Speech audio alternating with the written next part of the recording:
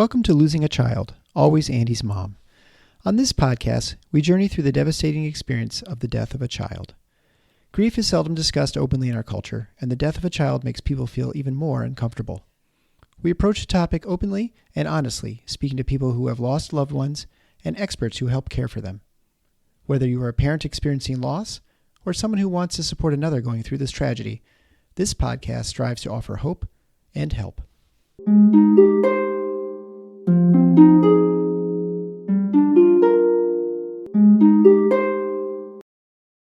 Welcome to episode 132 of Losing a Child, Always Andy's Mom.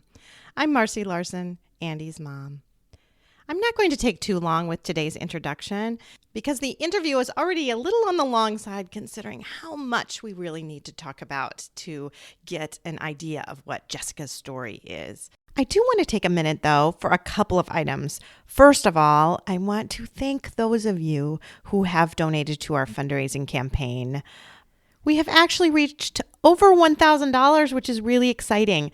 That helps pay for 3 months of the Always Andy's Mom podcast. So I appreciate that a lot. Again, if you'd like to donate, you can go to my webpage or you can text. Just listen to the instructions at the end of the podcast. The second thing I need to do is to profusely apologize because 2 days ago, I was supposed to do a question and answer live stream with last week's guest, Jamie, who was awesome. We even have some kind of charts together and things like that. And the day kind of fell apart on Tuesday. I have been doing some volunteer work with some new refugees, and I lost track of time and was too far away and couldn't make it back to my computer before Jamie ended up having to go to work. So we are going to reschedule. It is 100% my fault. I feel terrible, but we're rescheduling and plan to do that this coming Saturday, March 26th, again at 2 p.m. Eastern Time, 11 a.m. on the West Coast. So look for that. Please bring any questions you have to Jamie, whether it involves addiction or yoga or exercise or keeping your body kind of healthy during the grieving process. Whatever it is, she's just a great resource. If you don't have time to listen live, just know that you can go to my Facebook page or YouTube channel and see a recording later as well. If this goes well, I really hope to have more question and answer sessions, maybe even with today's guest, and you will see why when you listen, because Nancy is pretty amazing, and she's got a really special connection with another guest that I had on earlier in the year.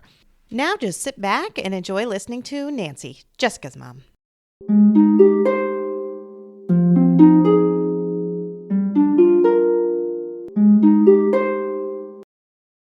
Thank you so much, Nancy, for coming on the Always Andy's Mom podcast and telling us about your daughter, Jessica.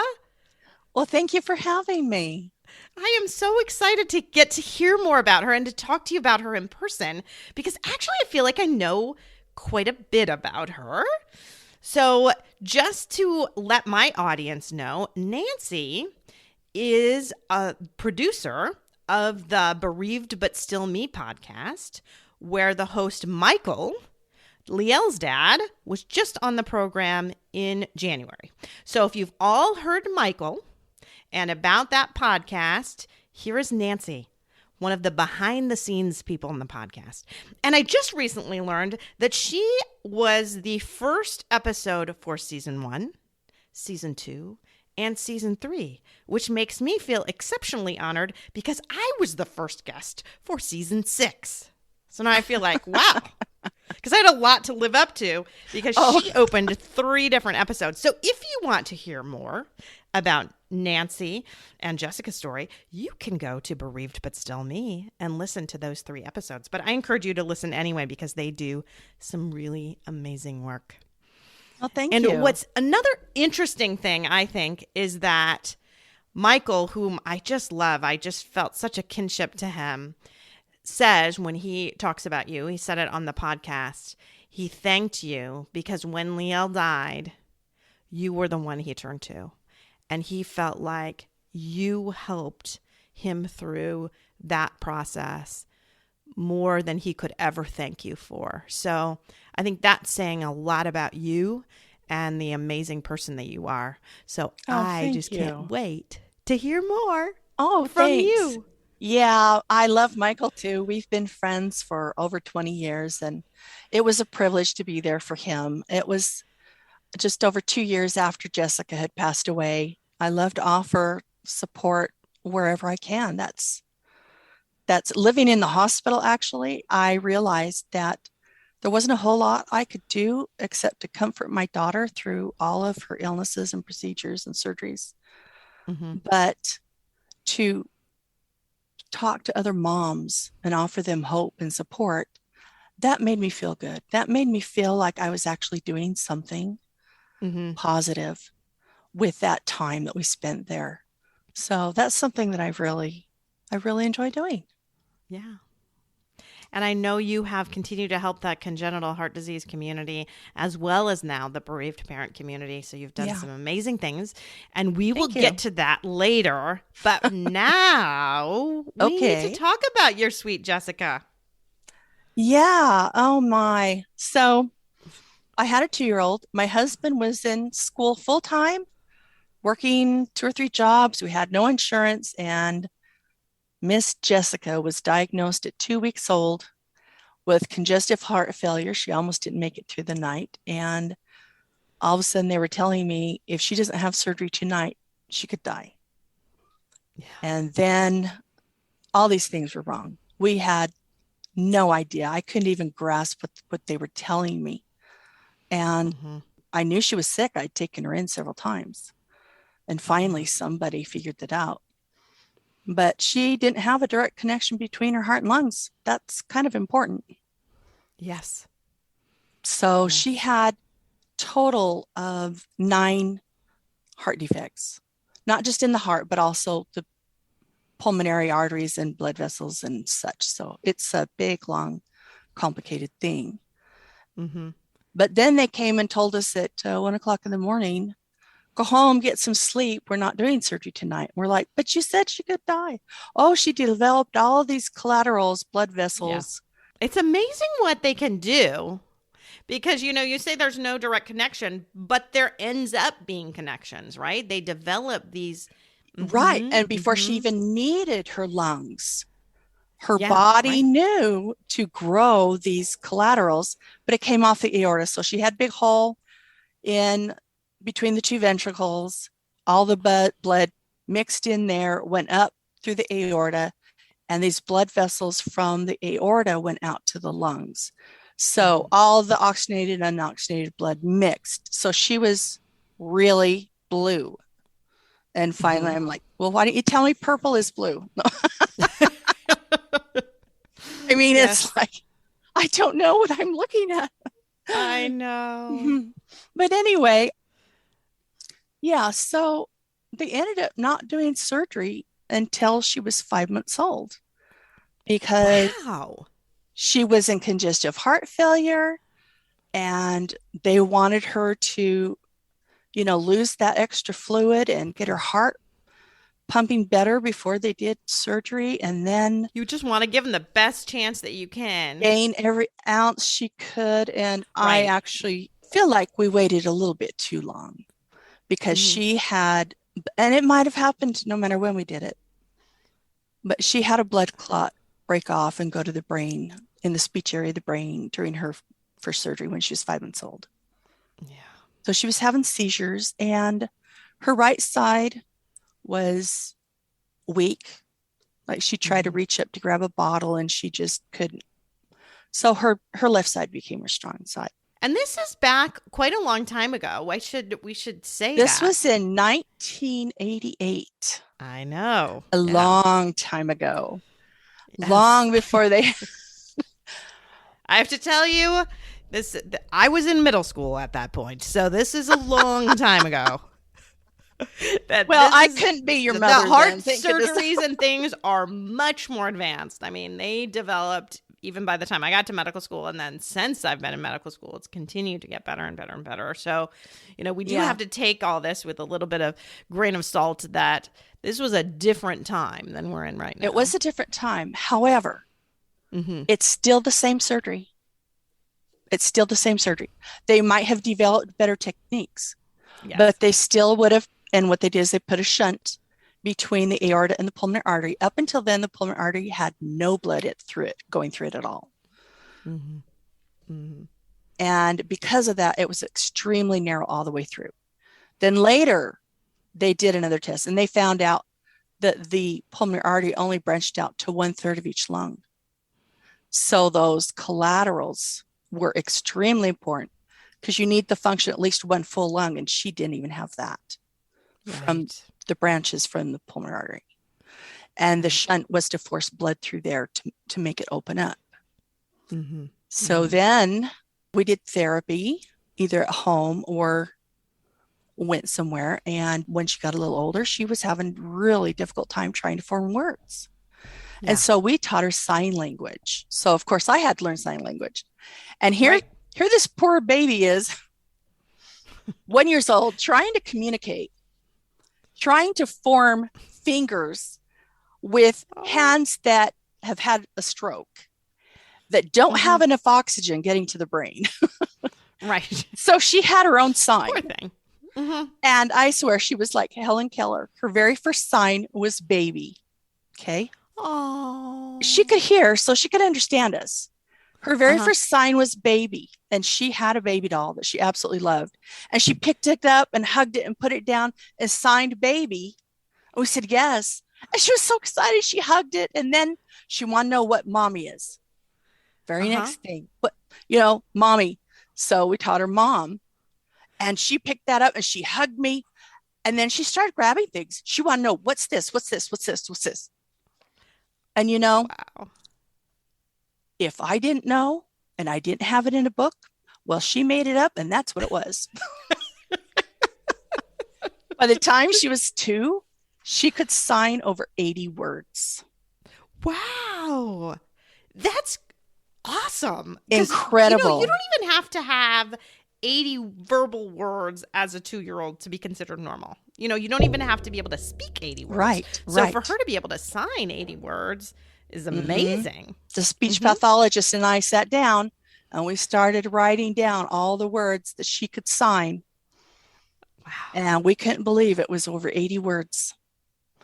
And so she was extremely impressive and tenacious. And if there was a word that she couldn't say, and she knew she didn't have the right sound, she'd say it again and again and again and again and again and again and again, just that fast. And I have to say, Jessie, calm down. She's getting blue because she's talking so fast, And she got it. And then, of course, when she started talking, we couldn't make her shut up. Man, she would talk and talk and talk and talk. Yeah, so she just was slow to get it. And it took a lot of effort to do it. But once she got it, she actually form the words right, to get the tongue to move right, to get all that. And once she got it, man. And one time I asked her, Jessie, why do you talk so much? She goes, because it's what I do best, right, Mommy? And I'm like, yeah, it is what you do best. That's true. And I just keep thinking, from the scriptures, boy, this is an example of God making our weaknesses our strength. Right. You know? Absolutely. I mean, you thought for a time that she may never speak. Oh, that's what they told us. Yeah. That because of how hard it was for her to learn to talk, she probably would not. Right. Or if she did, it would be difficult to understand. Maybe you would be the only one to understand her. And then that ended up not being the case at all. Not the case at all. That's right. Well, I want you to move on a little bit to the second surgery, because I think, so a lot of times when you have kids like this, they need series of surgeries. And that's right. And you know that from the beginning. So you're going to be doing one, and then you have to do another, and then it's planned out. So, but the second surgery was a big deal. Right. For Jessie. Well, first let me explain. In the very beginning, they told us she's going to have multiple surgeries, and we may get to a point where there's not anything else we can do. So I always knew she will probably really be sick and I always had the feeling she's probably going to go before me. Right. But the second surgery, what had happened is she had outgrown her shunt, and she was getting more and more blue, and short of breath. And, so all they did was replace the shunt that was there before. So it wasn't even the next step in a series. It was, well, we need to replace the shunt, and we need that pulmonary artery to grow, or we can't do complete repair. And so they took her into surgery.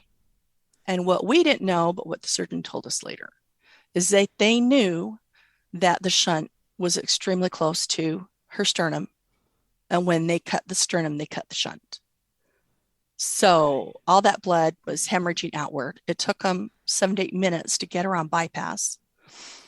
And it took hours and hours and hours to stop the bleeding. She had excessive scar tissue, and all of that started hemorrhaging. And when they finally brought her up, they told us, and here again, it's in the middle of the night, they told us, go home and get some rest. It's going to take several hours for them to clean her up enough to where you can see her. Wow. Yeah. So even a couple of months later, there was a lady in our church who was on the surgeon's staff. And she says they are still talking about how she should have died during that surgery. Yeah. Well, over the next several days, unfortunately, she started having seizures. And then 4 days after surgery, we got a phone call that they found an infection in her blood that had the potential to make all her cells leak, and she may not survive that.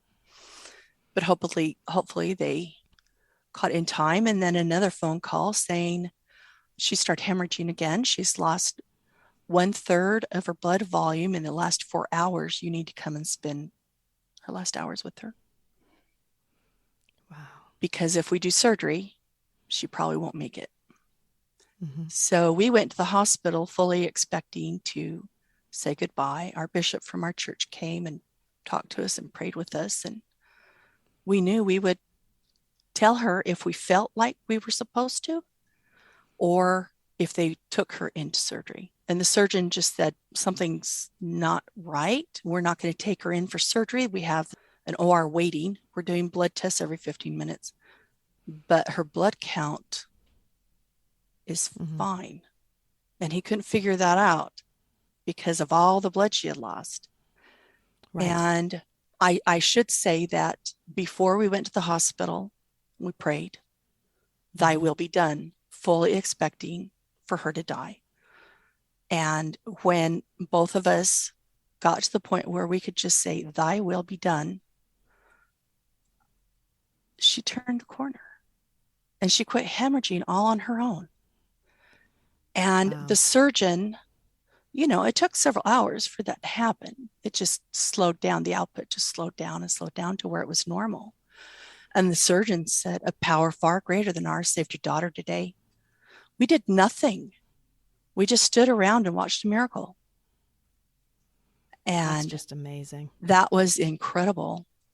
Well, it took over a week for her to be able to come off the ventilator. And I should say she was almost 3 years old at that point. I don't think we mentioned that. But yes. Sorry about that. Yeah, she had just turned 3. She had just turned 3. Or just turned 3, right. Yeah, she just turned 3 and was a chatterbox at that point. Right. Was walking and stuff, So then when she came off the ventilator, taken off the ventilator, it was actually my husband that noticed. He says, she's blind. We had been in the hospital visiting her and we came home and he says, she's blind. I'm like, no, she's not. Wait a minute. Is she? We had, the nurse had taken 2 Polaroid pictures of her. And one, she was looking right at the camera. Well, actually, she had given me the camera.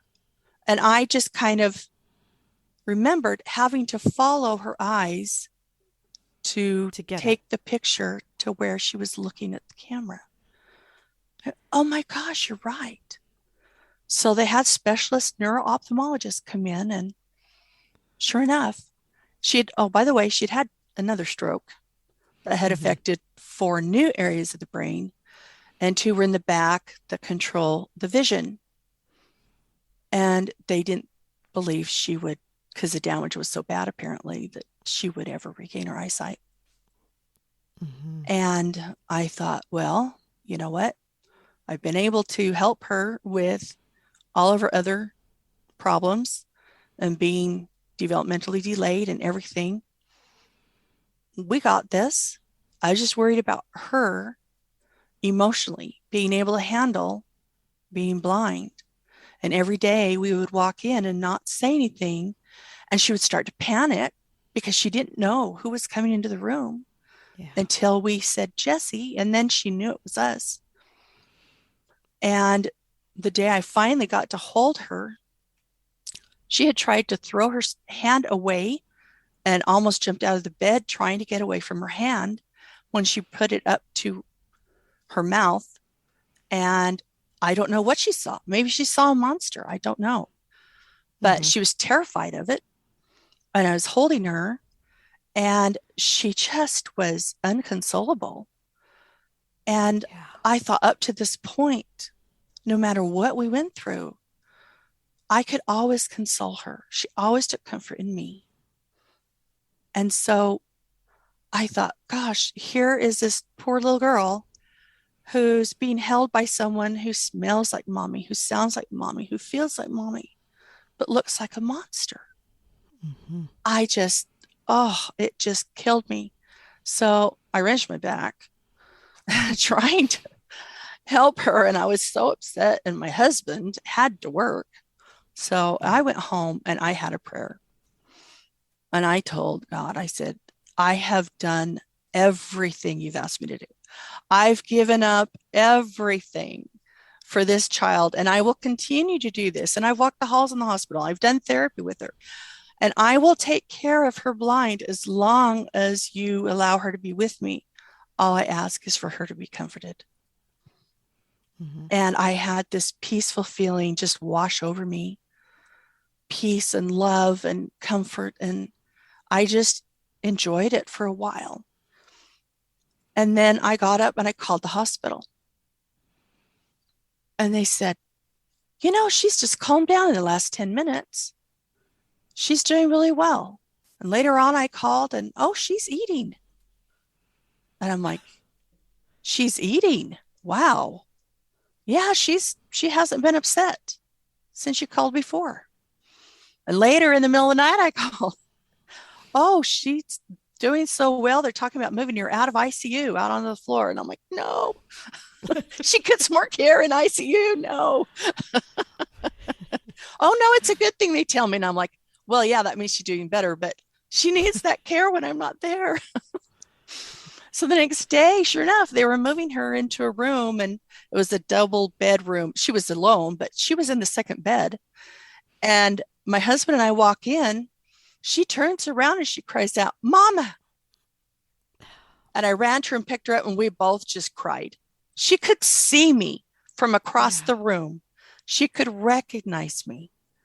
And I thought, for the first all time. I asked is that she be comforted. So you got miracle number 2. Well, that was probably 102. Well, probably but so. Major, But major. Right. Very in a short amount period of time, right? In one hospitalization. Absolutely. And, after she had stopped hemorrhaging and she was stable, the thought occurred to me, who knew it was God's will that she would live? I assumed his will would be that she would die. And God knew that in our hearts that that's what we meant, that if it's her time to go, and every time I thought I'm going to have to pick out a small casket tomorrow, the anxiety would go through the roof. And then I think, no, I can't think about that. Just one moment at a time. Right. And I'd pray and I'd feel that comfort. I still had anxiety. But I knew that God would help me through it. And she regained everything that she had lost. She had to relearn how to sit up. She had to relearn how to crawl. She had to relearn how to walk. She had to relearn how to all kinds of things. Her eyesight wasn't perfect. She still had a hard time tracking things and stuff, but her eyesight came back. And she did need glasses, but heck, That's okay. even with a 3-year-old, we can deal with glasses better than being blind. I mean, I had even called ASDB, which is the Arizona School for the Deaf and Blind, Oh, to find out what resources they had to offer, because I was determined I'm going to take care of this baby girl Right. however I can. Mm-hmm. And that little girl, she was so tenacious and so sweet and lovable Let's talk about that a little bit. and ornery. I want to talk about her personality. Oh, I yeah. want to talk about her Sure. personality and what she is like then. Oh, man. So very stubborn, tenacious.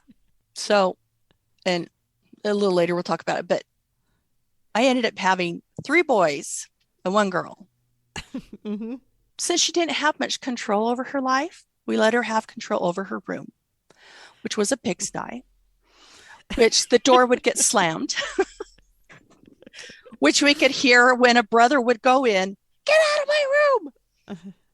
But she just kind of, when she finally reached the stage of like 6, 7, 8-year-old, Mm-hmm. she stayed there for the rest of her life till she was 22. Her kind of maturity level. Mm-hmm. Yep. Yeah. So she was cognitively delayed, and the 2 strokes didn't help. Oh, and she had the George syndrome. Okay. Yeah, that goes with multiple heart things. We found out later through a genetic study, but yeah, it can. So she stayed at that level, and her younger brothers, there was one 5 years younger and one 7 years younger than her. And they all just kind of caught up to her level and then surpassed her level. But they would play with what they called G.I. Joes, because the little boys had the little G.I. Joes. I would buy her the little dolls that were about the same size, and her daddy made dollhouse for her. And they would get their G.I. Joes, as they said in the beginning, out, and they would play together at bedtime. They'd start getting along playing at bedtime, and then mom didn't want to send them to bed because they were getting along.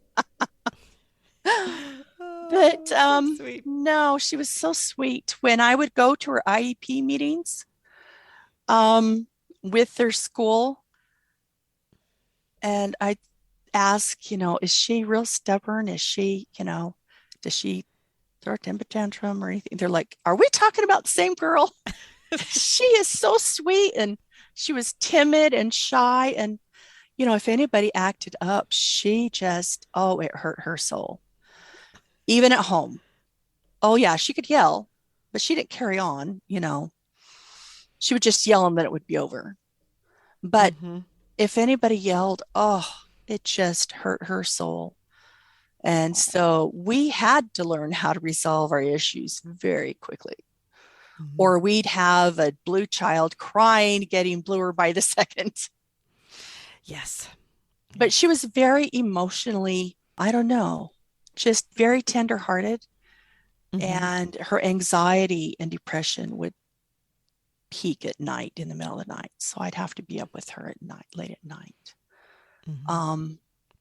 But there was an example of her trying to help others. She wanted to help others so much. We went to this clinic for dental care that was for children with congenital issues. So, whatever issues they were born with. And so a lot of them were cognitively delayed, or, whatever they might have, different things. Anyway, so she got in the dental chair, and she had always been so terrified of anybody putting anything, especially those sharp instruments in the mouth. Oh, that's so scary. Well, she decided this one time, and she was probably only about 11 or 12. And of course, at the level of a 6, 7-year-old. And she got up there and she goes, Mommy, I'm going to open my mouth really big and wide. You're going to be so proud of me. And she did. And she let them look in there and stuff. And then but there were two chairs in that same room, and they didn't do any procedures in that room. They just did the oral examination. Mm-hmm. And this other little girl, much younger than Jessica, was in the chair next to her. It was a few feet away. Sure. And her mom was with her. And Jessica says, "Oh, she's so cute, isn't she? Can I say hi?" I said, "Sure, you should be able to say hi." So she goes, "Hi," and waves to her. And she waved back, was a little shy. And then she says, "Look, what a pretty dress." And she goes, and her mom's like, "Say thank you." And she barely whispers thank you. And then Jessica turns to me and she goes, "Mommy, I helped, huh?" I said, "Yes, you did. You helped her." And for days she would talk about, "Mommy, I helped that little girl, didn't I?" I said, "Yes, you did. You helped her." Mm-hmm. Oh, that's so sweet. She wanted to be the grown-up helper because she She was did. bigger. She Mm-hmm. did. Speaking of which, I want to take a quick minute to tell about, there is a organization here in Tucson called Tu Nidito, which means your little nest. Uh-huh. And it was founded by a woman whose son passed away. And they offer support for families with children with life-threatening illnesses. And they offer bereavement support for children and their families who have lost a loved one. So we were in that group, the chronic illness group, for 12 years. We were at the very first meeting that they ever had. And Jessica loved to go. Well, when she became a teenager, they separate the kids in the littles, the middles, and the teens. So she wanted to go with her brothers to the teen group. But then she came out and said, "I don't understand what they're talking about." So they told her, "Hey, Jessica, you know what? How about you be a helper in the middles group?" Oh, So she was so excited. "Mommy, I'm a helper." yeah. And so she went back to the middles group and she was a helper in the middles group. And she would talk about who she helped and stuff. Oh, what a sweetie. Yeah, she was. So let's go back to some of her medical issues then. So I know over time, we have talked earlier about the fact that she ended up needing to be on oxygen and she needed a wheelchair just because things were just too difficult for her to be able to, breathe and walk at the same time and do that kind of She stuff. couldn't get enough blood to her lungs. Mm-hmm. And so, yeah, that was a difficult thing. So she was in a motorized wheelchair and on oxygen all the time. And so at home, we had a long tubing so she could walk around the house and a concentrator. She'd take off walking and not even care where the tubing went. It would get caught and she'd yell for somebody to come and help her. Because if she walked all the way back, look at all that energy she would be expending, right? I can't walk all that way back. So, and if somebody didn't come running right away, sometimes she'd just throw the oxygen down and keep on going. And so one time I said, "Jessie, most of my appliances, when they come unplugged, they stop working, but you don't. You just keep walking." And she just laughed. "Oh, Mommy." I mean, we joked about a lot of that. But yeah, we'd have to entangle the oxygen. She heard probably, "Jessie, sit down. You're getting blue," more times than you could count, by her brothers, by her dad, by her mom, by anyone who would know her. But I love that she just had the little spirit that it didn't matter to her. No, she just would just go. Well, we always had big birthday parties. We never knew when was going to be her last one. Right. So we'd invite everybody from Tunidito, from our church, from her school, from just neighbors. And it's so funny because this one friend of mine said that he was standing there talking to Jessica, and she was standing and she was talking. And he later told his wife, he goes, "She was turning all different colors of purple. I didn't know what to do." And I said, "Tell him to tell her, sit down, Jessie, and rest. You're getting blue." Oh, funny. So, now I want you to talk about the silly socks, because we talked a little bit about being in a support group, and this is a different kind of support group. And I think the silly socks is pretty cool. Yeah. So back in, I believe it's year 2000, we could finally afford the internet. Yay. And a computer that could handle the internet. Yay. So, and I had my qualms about internet, And then one of my sisters told me, I bet you could find a support group. I'm like, ooh, yay, internet. Right. And so I found a group, and they were a worldwide support group. They no longer exist, but they were extremely important to me. And it was a listserv, and however you say it. Yeah, listserv. Emails would come through. So I just kind of was reading about other people for a while before I introduced our story. Now, our story, which actually we haven't touched on yet, but real quick, Jessica had 5 heart surgeries. So number 3, 4, and 5 were all within 3 years' time. And I had 2 babies during that time and was on bed rest each time. So yay, don't know what we were doing. But after her second surgery, we were told that she would not ever be able to have complete repair because those pulmonary arteries had not grown at all and were referred to as spaghetti. That's how small they were. And she'd had all these collaterals. But anyway, so surgery number 5 was to take down a conduit that they had put between the pulmonary artery and right ventricle, which she had never had before. But they had to take it down. And so, because it was pulling blood from the lungs into the right ventricle. Right. It was working backwards. It was working backwards. Absolutely. Yeah. So she did not get back to where she was before they'd put the conduit in. And at that point, she had to be put on oxygen 24/7. But anyway, so we knew she was not going to survive.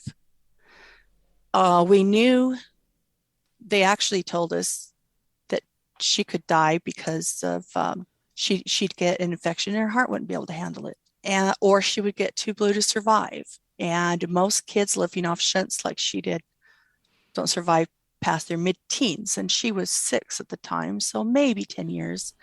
But most kids weren't as sick as she was or hadn't gone through as much as she had. So, it was a devastating blow. So anyway, I found this support group and I thought, we've been through strokes, we've been through collapsed lungs, we've been through all these different things, all these surgeries, I could probably help other people. I bet I could help a lot of other people. So I finally told our story, and I did say that she was terminally ill and she was getting much more blue, and we were hoping that she would survive till Christmas. I believe this was in the summer. Yeah. That I had finally written.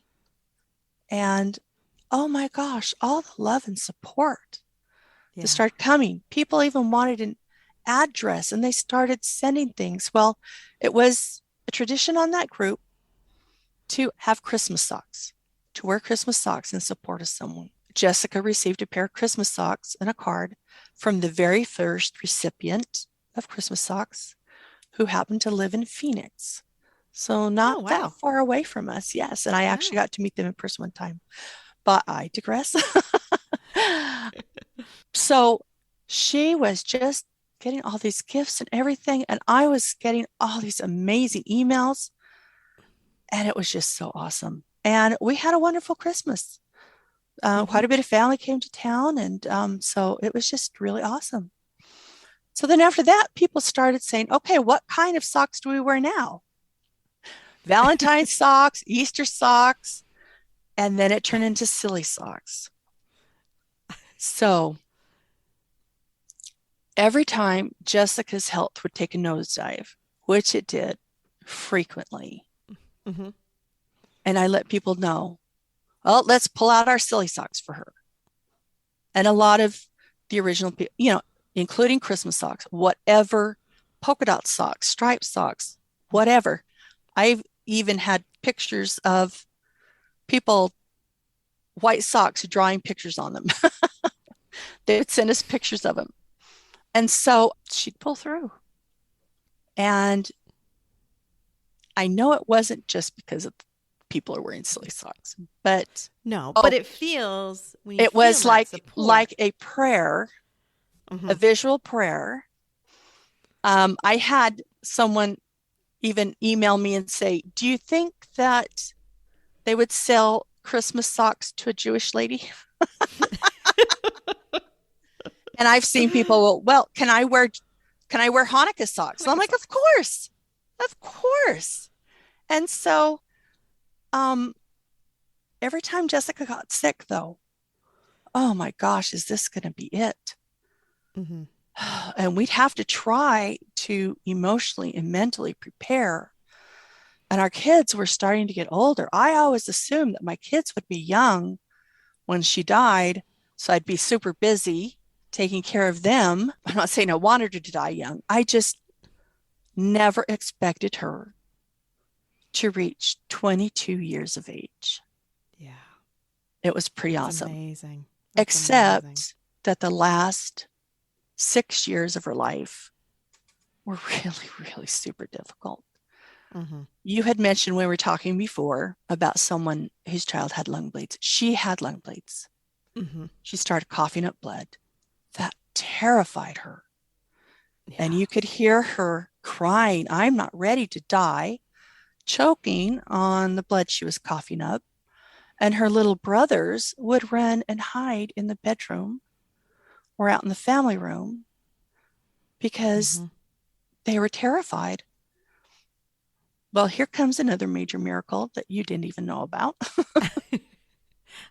I think I did because I think you said it on another podcast. Did I say it on one You of the did. other podcasts? I did. So she was put in hospice because all those collaterals were bulging, bursting, waiting to burst and bleed. And so any one of them could be fatal because the coughing could cause more and more and more until she was just hemorrhaging. And so she was placed in a home hospice. And the hospice nurse came up with the idea of starting morphine therapy. So I had her come with me to Jessica's next pulmonary appointment. And the pulmonologist said, sure, we can try it.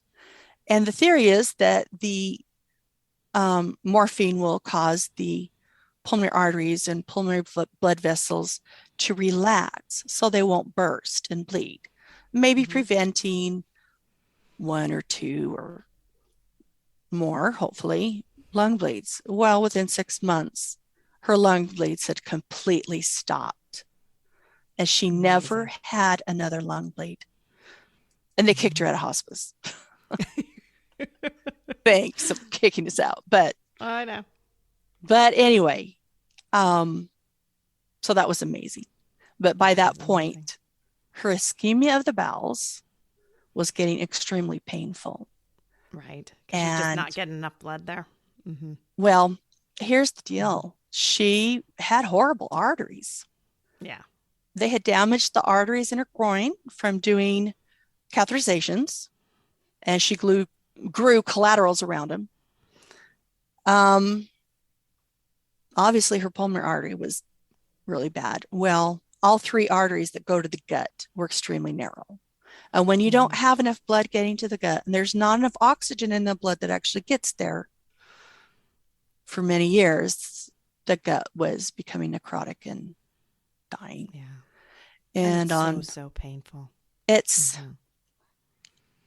and her pediatrician had let her go because he was a pediatrician and he was getting older and he was caring for his aging father. And we just didn't get a very good primary care doctor. But the pediatric cardiologist, and I don't even know if we do yet, have an adult CHD doctor for congenital heart defects because it's so much different than acquired heart disease. Mm-hmm. So they followed her, and so did her pediatric GI doctor. when we took her in, we kind of figured, 21 days is the most you can go without eating. Mm-hmm. And he warned us she could throw up blood, which she actually had once.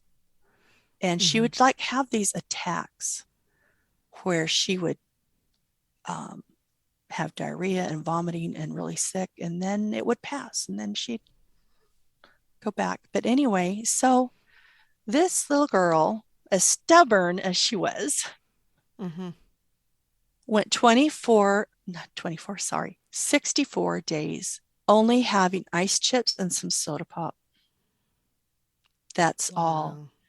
If we even tried a popsicle, she would throw it up. And so over time, she finally figured out that she was dying.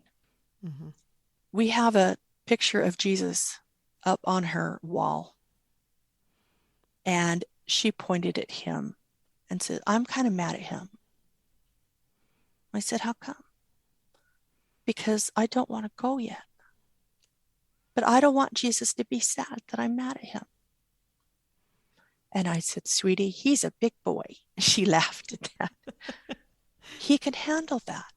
It's okay that you're kind of upset at him. Yeah. I kind of am too. But you are suffering. No, Mommy, I'm okay. I want to stay here with you. So we had the talk because I thought, I hope she's not hanging on just because she thinks, Mommy can't survive without me, right? So we had the talk of, if you see the light, you need to go to the light. And we even had a therapist that was coming to our home come and answer some questions. And she's like, but I don't know how to go to the light. And the therapist said, well, if the light is on your right, then you turn right. If it's on your left, then turn left. And if it's right in front of you, just go forward. And she's like, oh, okay. It was just that easy. But she would just say, I'm okay. Yeah. And I don't know how much you want me to go into this. You know what? I'd love for you to tell that story of what her dad said to her about the mansions in heaven. You know, it was really hard to watch her suffering so much. However, she had this peace about her that I feel that God was comforting her and angels were ministering with her. And we had so many precious moments. And so one time, Daddy was sitting on the side of her bed and I was nearby. And he goes, Jessie, Heavenly Father's building a mansion in heaven for you. Without missing a beat, she says, can I have a palace instead?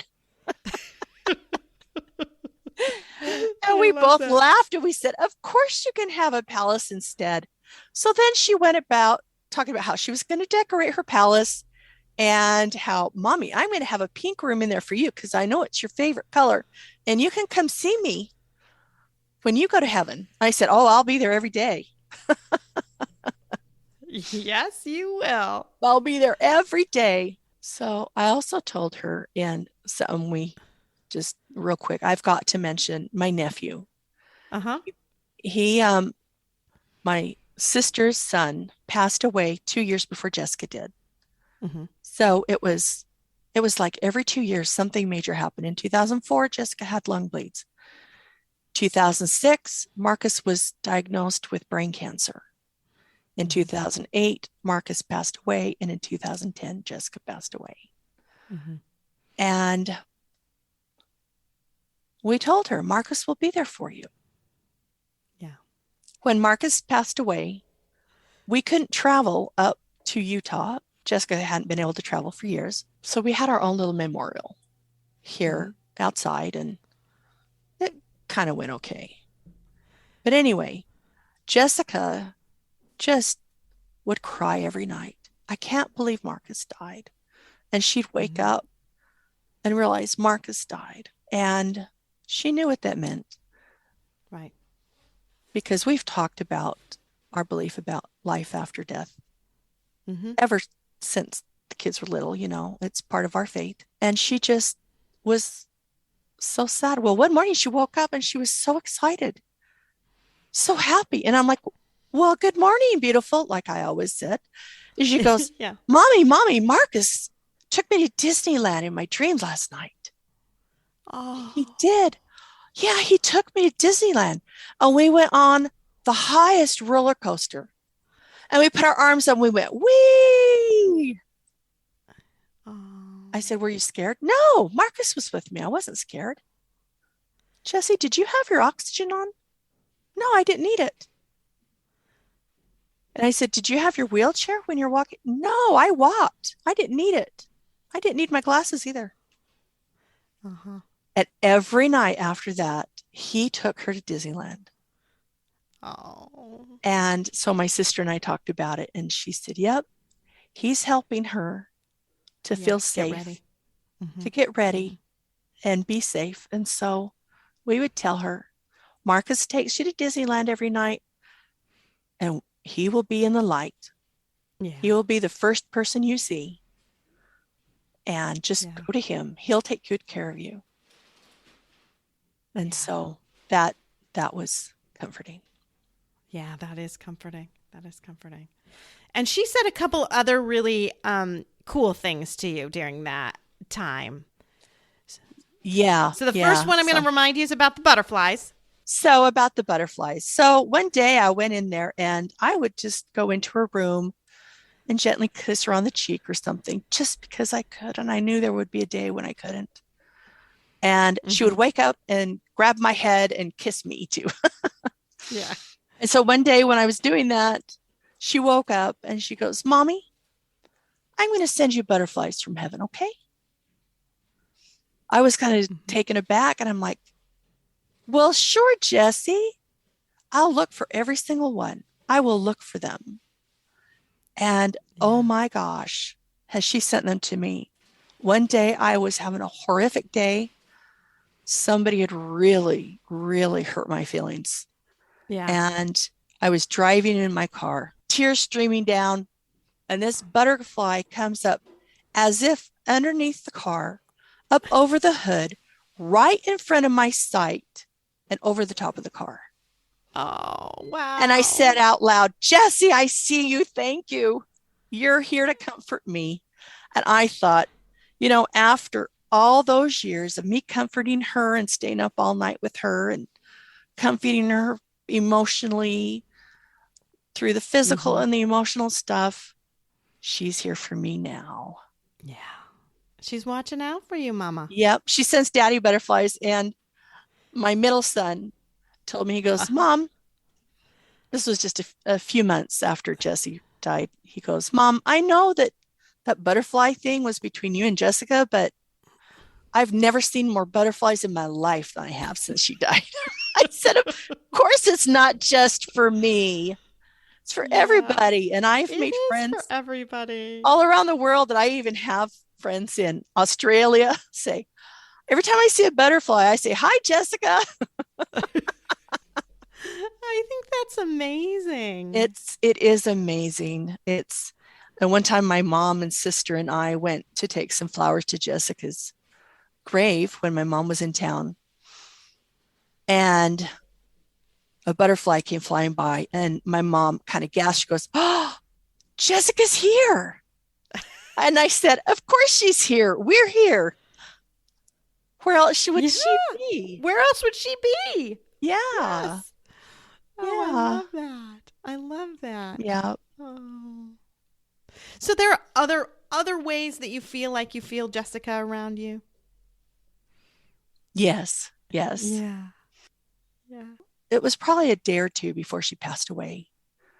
And by that point, and it was just so hard, we were praying for her to be released from her body. Yeah. She just kind of opened her eyes and she goes, oh, this is the life. And I'm thinking, child, you can't even hold your head up. How is this the life? But instead, in a cheery voice, like I would always try to talk to her, say, what do you mean, Jessie? She goes, I have a family who loves me and they love me too. And she fell back asleep with a smile on her face. She knew she was loved. She knew what was most important. Mm-hmm. We have that on her headstone. This is the life. I have a family who loves me, and they love me too. And I love them too. Yeah. And I love them too. Oh, I love that. So, oh yeah, that's just, she was so wise in so many ways. Mm-hmm. So how do you kind of help spread that now? Because I know you've said she had a lot to teach the world during her life, and she's still teaching the world, but now she's teaching the world through you. So yes. Let's talk about that a little bit about you are doing now. Okay. Mm-hmm. Well, actually, before it was through me, because she wasn't on the internet. It was Mommy. Right. Well, that's true. But locally, all the therapists, all the doctors, everybody that she saw, everybody commented on the love and that they felt, and happiness and joyous. And even my dad would say, I don't know anybody who has as difficult a life as Jessica, nor do I know anyone who loves life more than Jessica. Right. Yeah. That's awesome. Mm-hmm.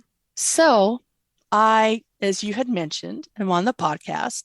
You said behind the scenes. Well, I was in front of the scenes 3 times. Right. I know. I'm joking. Yes. And I still keep in touch with a lot of the heart community, the bereaved community. I mean, I'm an artist. I do crafting. I put everything.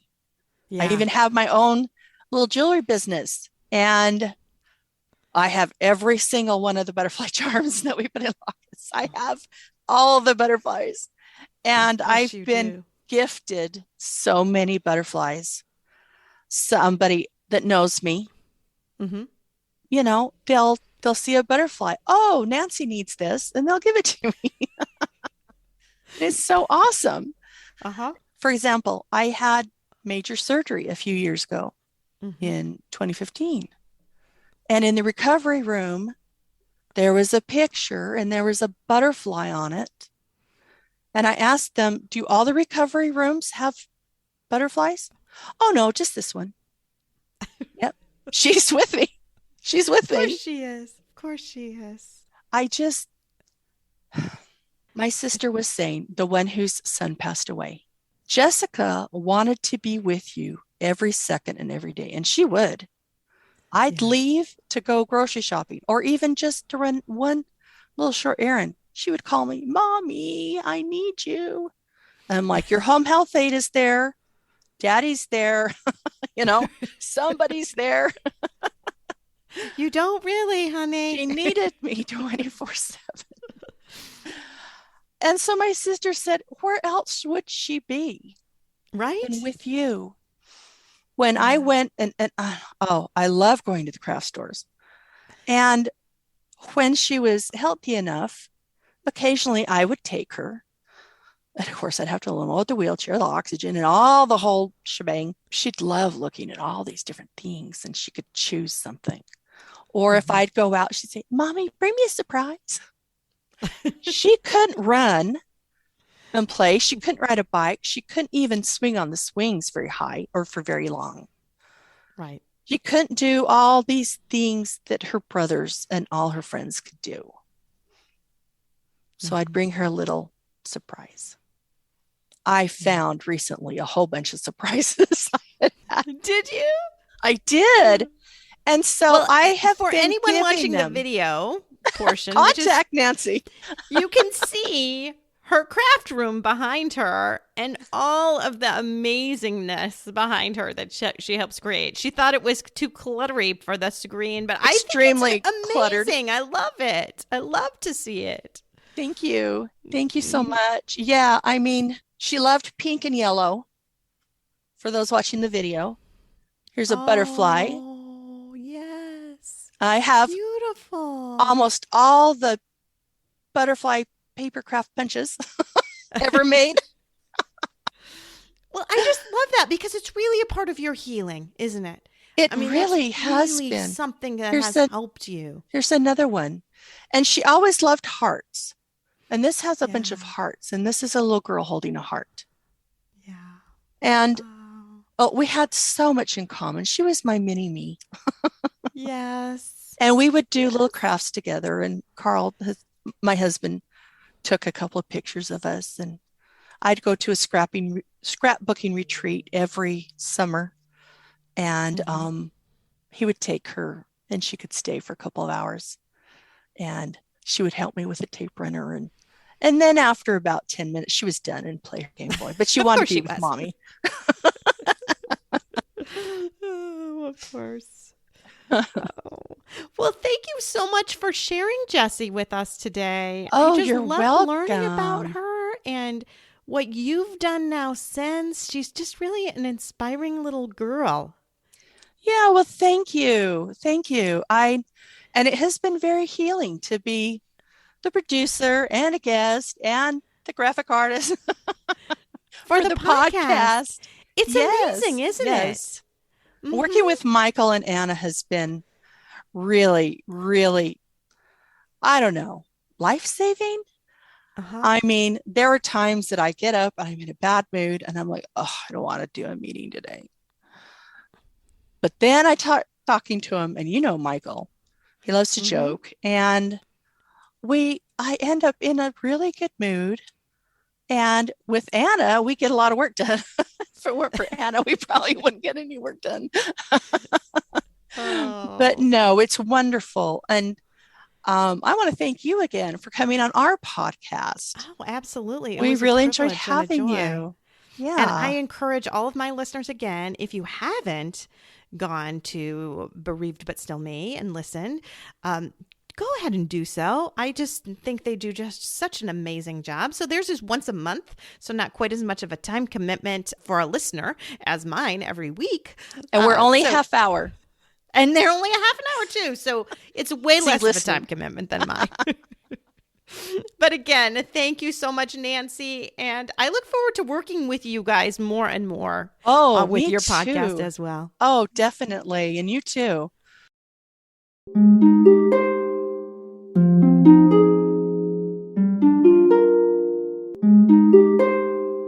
Thanks for listening. If you found this helpful or would like to support the podcast, please leave a 5-star rating and comment. To help financially, you can text Andy's Mom to the number 53555 or visit the donate page on andysmom.com. Your donations are secure and tax deductible, and we are now able to accept Venmo, PayPal, and Apple Pay. Always Andy's Mom is a registered 501c3 organization and can receive donations through smile.amazon.com, Thrivent Financial, and Benevity, amongst others. Marcy loves hearing from listeners. Please feel free to reach out to her via email at marcy@andysmom.com. Also, be sure to sign up for the email list to receive weekly updates as well as pictures of all of Marcy's guests and their children. Together, let's work to inspire hope, one day at a time.